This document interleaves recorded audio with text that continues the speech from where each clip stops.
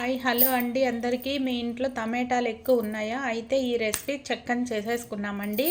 చూడండి, దీనికి ఏం కొలతలు లేదండి. ఈ టమాటాలు 1/2 కేజీ మైన ఉంటాయి. ఒక 4 ఎర్రగడ్డలు, వంకాయలు, కాస్తంత చింతపండు. చూడండి, ఇవైతే కారానికి తగ్గట్టు ఇవి తీసుకున్నాను. పచ్చిమిరపకాయలు ఇవన్నీ బాగా నీట్గా వాష్ చేసేసి ఇప్పుడు తరిగి ఈ పెనంలోకి వేసేసుకున్నామండి. చూడండి, ఆయిల్ ఏం వేయలేదు.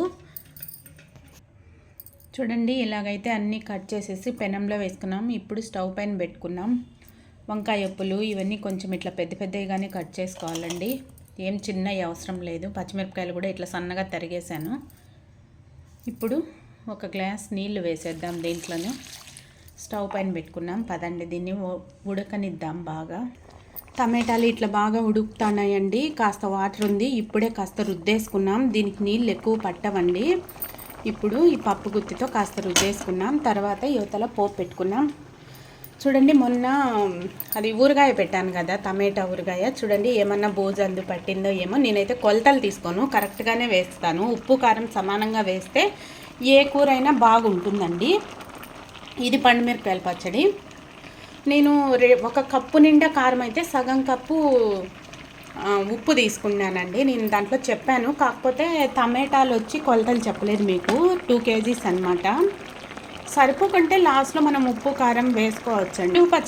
నిలువు పచ్చడి కదా, ఎలాగైనా లాస్ట్లో మనం ఒకసారి చెక్ చేసుకుంటాం కదా అని నేను అందాజగా ఇంట్లో ఉన్న టమాటాలతో ఎప్పుడైనా ఇట్లా రెసిపీస్ అట్లా చేస్తూ ఉంటానండి. అందుకని మీకు కూడా ఐడియా ఉంటుందని అట్లా పెట్టాను టమాటా ఊరగాయ.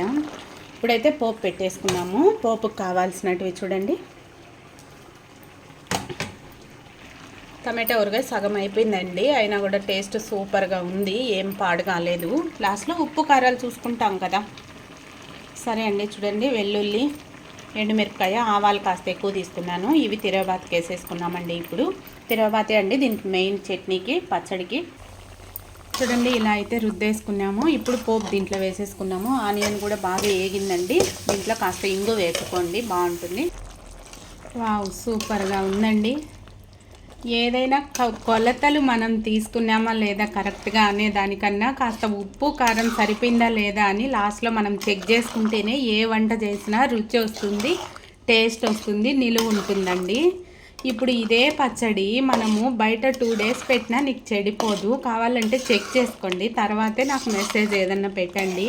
ఫ్రిడ్జ్లో పెట్టుకుంటే వారం 10 రోజులు ఖచ్చితంగా ఉంటుందండి ఈ పచ్చడి.